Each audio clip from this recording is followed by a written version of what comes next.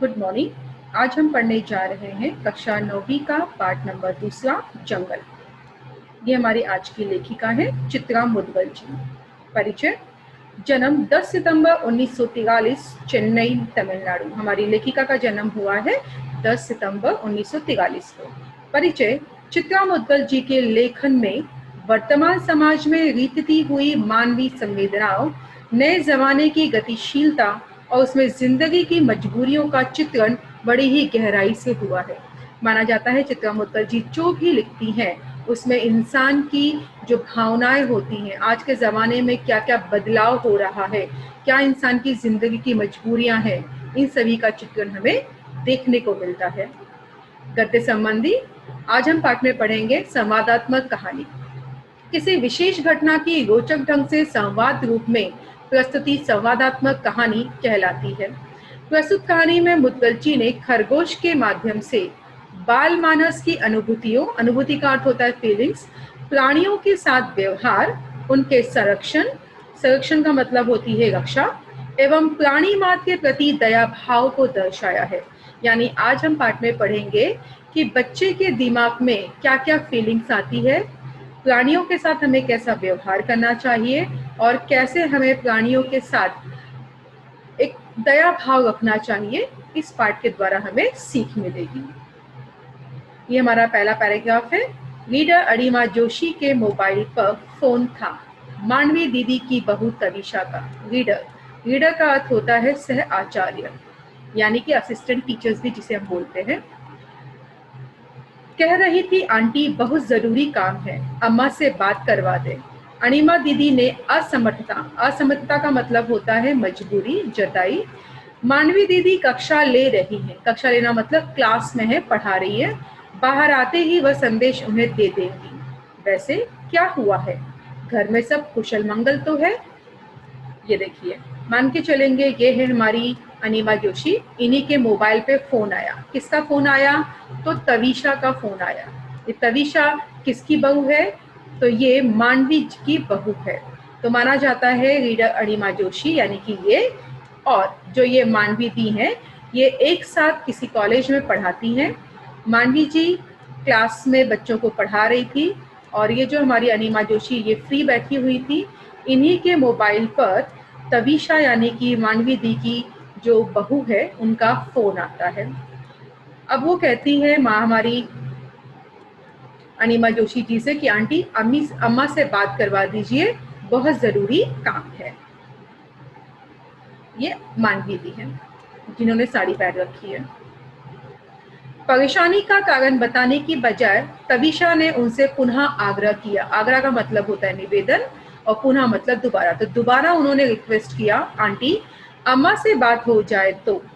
अणिमा जोशी को स्वयं उसे टालना बुरा लगा, तो बार बार तविशा कह रही थी कि मुझे अम्मा से बात करनी है, यानी कि अपनी सास मानवी जी से बात करनी है।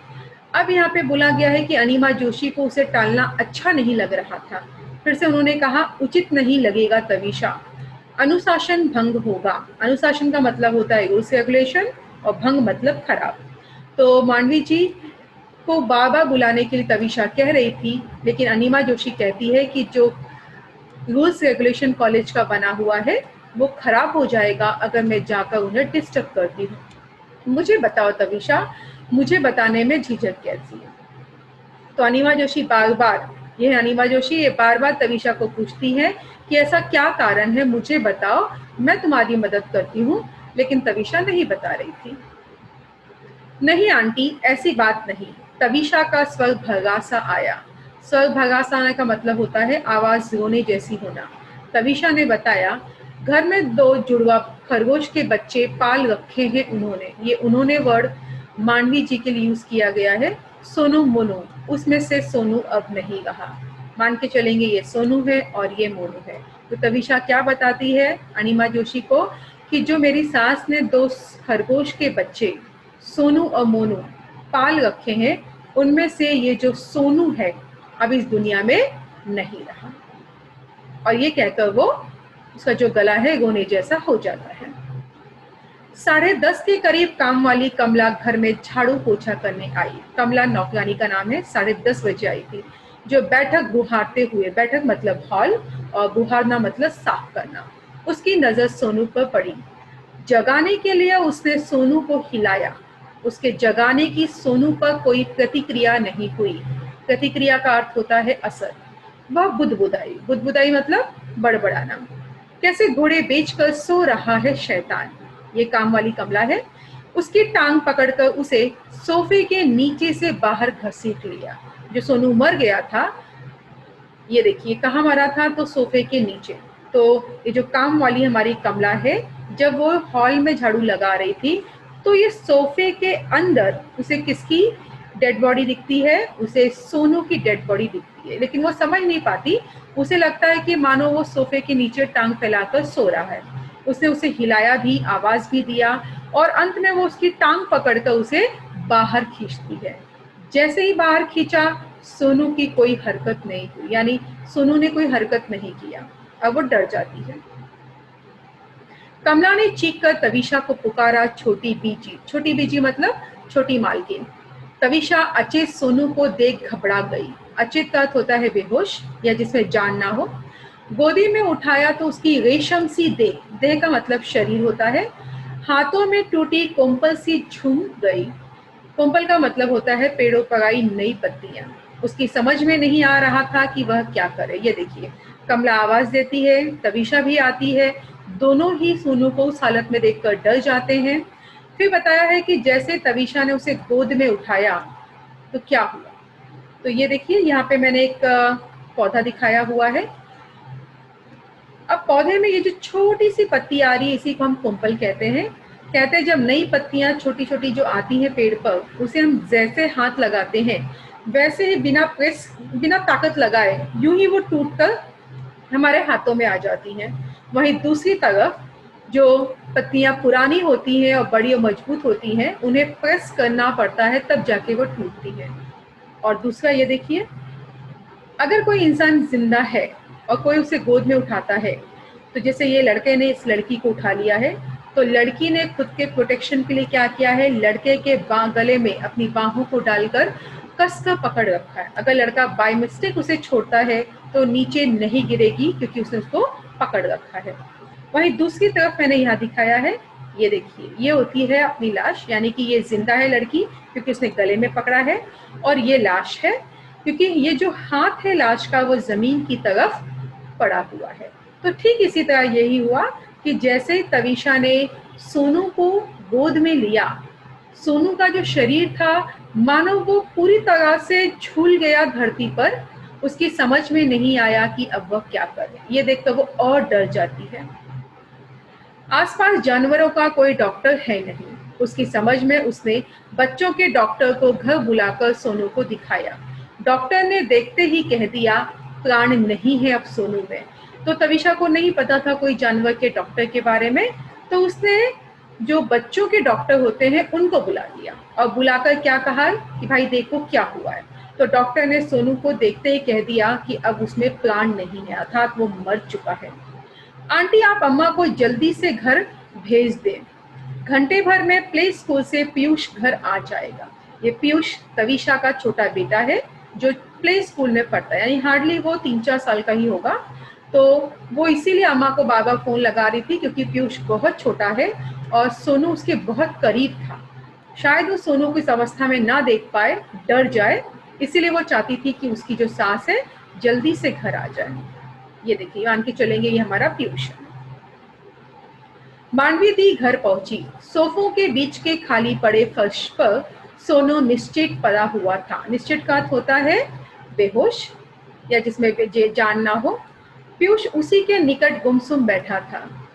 मोनू सोनू की परिक्रमा का अर्थ होता है चक्कर सा करता, कभी दाएं ठिठक का अर्थ होता है अचानक रुकना, उसे गौर से ताकने लगता, कभी बाएं से। देखिए क्या हुआ।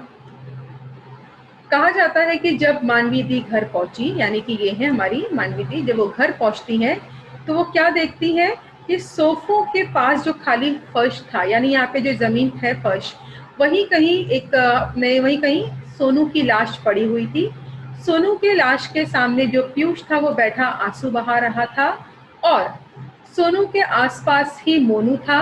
और मोनू क्या कर रहा था, तो ये जो मोनू है पहले कभी तो दाएं जाकर चक्कर लगाता तो कभी बाएं आकर चक्कर लगाता। वो शायद ये सोच में बैठा था कि क्यों आज उसका भाई उसके साथ खेल नहीं रहा है। पीयूष की स्तब्धता, स्तब्धता का अर्थ होता है सूनापन, तोड़ना उन्हें जरूरी लगा। नन्ही सी जिंदगी में वह मौत से पहली बार मिल रहा है। मौत उसकी समझ में नहीं आ रही है। ऐसा कभी हुआ नहीं कि उन्होंने घर की घंटी बजाई हो और तीनों लपक कर दरवाजा खोलने ना दौड़े हों। तो कहा जाता है कि जब उन्होंने पीयूष को इस हालत में देखा, मानवी दी यानी कि पीयूष की दादी ने, तो उन्हें लगा पीयूष का जो सूनापन है, जो दर्द उसके अंदर हो रहा है, जो दुख हो रहा है, उससे उसे बाहर लाना चाहिए। फिर उन्होंने कहा कि ऐसा कभी हुआ ही नहीं कि वो कॉलेज से आए और घंटी बजाए। तो पीयूष, सोनू, मोनू, ये तीनों कभी भी ऐसा नहीं हुआ कि लपक कर दरवाजा ना खोले हो।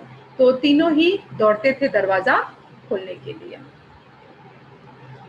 खोल तो पीयूष ही पाता था, मगर मुंह दरवाजे की ओर उठाए वे दोनों भी पीयूष के नन्हे हाथों में अपने अगले पंजे लगा देते। यानी कहा गया है कि जो ये दरवाजा है ये पीयूष ही खोल पाता था, क्योंकि वही एक लंबा चौड़ा दरवाजे के कड़ी के हिसाब से था। और वो सोनू मोनू खोल तो बिल्कुल नहीं पाते थे, लेकिन फिर भी पूरी कोशिश करते थे, अपने पंजे लगा देते थे, काश उनका हाथ दरवाजे के लॉक तक पहुंच जाए। पीयूष का सिर उन्होंने अपनी छाती से लगा लिया। पीयूष रोने लगा। दादी दादी, ये सोनू को क्या हो गया? दादी, सोनू बीमार है तो डॉक्टर को बुलाकर दिखाओ ना। दादी, अम्मी अच्छी नहीं है ना, बोलती है सोनू मर गया। तो यहाँ पे पीयूष अपनी दादी को बताता है कि उसकी माँ उसे बता रही है कि सोनू मर गया है, और ये सुनकर उसे माँ बिल्कुल पसंद नहीं आ रही है। और वो दादी से कहता है कि अच्छे डॉक्टर को बुलाओ और सोनू को उन्हें दिखाओ। वह गूंगे स्वर को साधती हुई, इसका अर्थ होता है रुलाई रोकना। कौन? मानवी दी। उसे समझाने लगी, रोते नहीं पीयूष, सोनू को दुख होगा, सोनू तुम्हें हमेशा हंसते हुए देखना चाहता था। तो दादी पोते को समझाती है, ये दादी है और ये पोता है, कि पोते को समझाती है कि तुम्हें रोना नहीं चाहिए, इस तरह तुम्हें रोता हुआ देखकर सोनू की आत्मा को दुख पहुंचेगा। मोनू उनकी गोद में मुंह सटाए उनके चेहरे को देख रहा है। बिटर बिटर दृष्टि, बिटर बिटर का अर्थ होता है नजरें गड़ाना, आंसुओं से भरी हुई।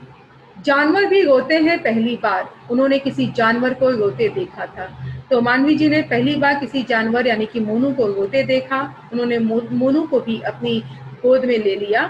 मोनू को हथेली में हल्के हाथों से दबोच कर उन्होंने उसे सीने से सटा लिया। जैसे उन्होंने पीयूष को सीने से लगाया था, अब मोनू को भी सीने से लगा लेती हैं। हिचकियां भर रहा था मोनू, काली बदली उसके चेहरों पर उतर आई। तो माना जाता है साफ साफ दिखाई दे रहा था, जैसे आप यहाँ देख सकते हो कि कैसे ये जो हमारा मोनू है रो रहा है। तो मोनू को रोते हुए देखकर मानवी जी उसे गले से लगा लेती हैं और उसे भी समझाने की कोशिश करती हैं। अनिमा जोशी के मोबाइल से उन्होंने बेटे शैलेश को दफ्तर में खबर कर देना उचित समझा था। न जाने परेशान तविशा ने शैलेश को फोन किया था या ना। अब देखिए, कहा जाता है कि जब वो क्लास लेकर आई थी तो अनिमा जोशी ने जब उनको बताया कि भाई घर से फोन आया था, मानवी जी आपकी जो बहू है तविशा ऐसे से बोल रही थी, तो ये जो मानवी दी है उनको ऐसा लगता है कि पता नहीं मेरी बहू तविशा ने अपने पति शैलेश को ये बात बताई हो कि नहीं बताई हो। तो उन्होंने क्या किया, अनिमा जोशी के मोबाइल से ही अपने बेटे शैलेश को फोन कर देती है। शैलेश ने कहा था, ऐसा करे अम्मा, घर पहुंच ही रही हैं आप, नीचे सोसाइटी में चौकीदार को कहकर सोनू को उठाकर अपार्टमेंट से लगे नाले में फिकवा दो। तो यहाँ बताया गया है कि उनका जो बेटा यानी कि जो शैलेश है कितना मतलबी इंसान था। वो अपनी अम्मा से कहता है कि अब मैं छुट्टी लेकर क्या करूं, आप तो घर जा ही रही है, तो एक काम कीजिए, जो सोसाइटी में चौकीदार यानी कि जो वॉचमैन है आप बस उससे कह दीजिए, तो वो सोनू की लाश को उठाएगा अपार्टमेंट यानी कि सोसाइटी से लगे जो पीछे नाला है वो इस नाले में जाकर उसे फेंक दे और सभी चिंताओं से आप मुक्त हो जाना। यानी यहाँ ये बताया गया है कि अगर इंसान का बच्चा मरता तो इंसान को फर्क पड़ता है, लेकिन यहाँ शैलेश के घर में एक खरगोश का बच्चा मरा है तो शैलेश को कहीं कोई फर्क ही नहीं पड़ रहा है। वो यहाँ तक कि हाफ डे तक नहीं लेना चाहता अपने जॉब से। उन्होंने शैलेश से स्पष्ट कह दिया था। छुट्टी लेकर वह फौरन घर आए। उनके घर पहुंचने तक पीयूष घर पहुंच चुका होगा। तो माँ ने साफ साफ कहा था कोई बहाना नहीं चलेगा, सीधा घर आओ, क्योंकि शायद पीयूष भी मुझसे पहले घर आ जाए। नाले में वह सोनू को हरगिज नहीं फेंकवा सकती। हरगिज का अर्थ होता है बिल्कुल। पीयूष सोनू को बहुत प्यार करता है। स्थिति से भागने की बजाय उनका सामना करना बेटर है। यानी माँ अपने बेटे शैलेश को समझाती है कि हालात से भागो मत। पीयूष को सोनू बहुत प्यारा है और इस तरह से मैं नहीं चाहती कि तुम सोनू को किसी नाले या गटर में फेंकवा दो। तो जल्दी से छुट्टी लेकर घर पहुंचो, मैं भी जा रही हूँ। सोनू को घर में ना पाकर उसके अबोध मन के, अबोध का मन का मतलब होता है मासूम, मन के जिन सवालों से पूरे घर को टकराना होगा उसे संभालना कठिन होगा। तो माँ को ऐसा लग रहा था, शैलेश की माँ यानी कि मांडवी दी को, कि अगर घर के सभी मेंबर इस समय घर पर हो तो शायद सभी लोग पीयूष को अच्छी तरह से समझा सके। जमादार को घर पहुंचते ही वे खबर कर देंगी। जमादार का अर्थ होता है सफाई कर्मचारी, यानी कि जो झाड़ू लगाते हैं उनको बोला जाता है। इनकी इच्छा है घर के बच्चे की तरह सोनू का अंतिम संस्कार किया जाए। यानी कि जो दादी, उनका यह फैसला था और इच्छा भी थी कि जैसे बच्चा कोई मरता या इंसान कोई मरता है तो जैसा उसका अंतिम संस्कार होता है, वो चाहती थी कि जो हमारा सोनू है उसका भी अंतिम संस्कार किया जाए। और उन्होंने जमादार को भी खबर करवा दिया था कि भाई आकर बाद में साफ सफाई कर दीजिएगा।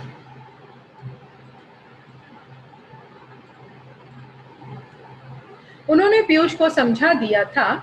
उन्होंने सोनू को जमीन में गाड़ने ले जा रहे हैं तुम्हारे पापा। तो उन्होंने पीयूष को बता दिया था कि भाई सोनू मर चुका है, तुम्हारे पापा इसे गाड़ने ले जा रहे हैं। नन्हे बच्चों की मौत होती है तो उन्हें जमीन में गाड़ दिया जाता है। माना जाता है जब छोटे बच्चों की मौत होती है तो उन्हें जलाया नहीं जाता, उन्हें इस तरह से जमीन में दफना दिया जाता है। दादी, उसके दिल में दुख क्यों था? उसे अपने माँ बाप से अलग जो कर दिया गया था, किसने किया दादी? तो यहाँ पर जो पीयूष अपनी दादी से पूछता है कि सोनू कैसे मरा, तो दादी कहती है कि उसके दिल में दुख था। तो पीयूष पूछता है दादी से कि कैसा दुख? तो दादी ने कहा कि वो अपने माँ बाप से अलग हो गया था ना, इसीलिए उसे दुख हो रहा था। फिर से पीयूष कहता है कि भाई किसने उसे अपने माँ बाप से अलग कर दिया?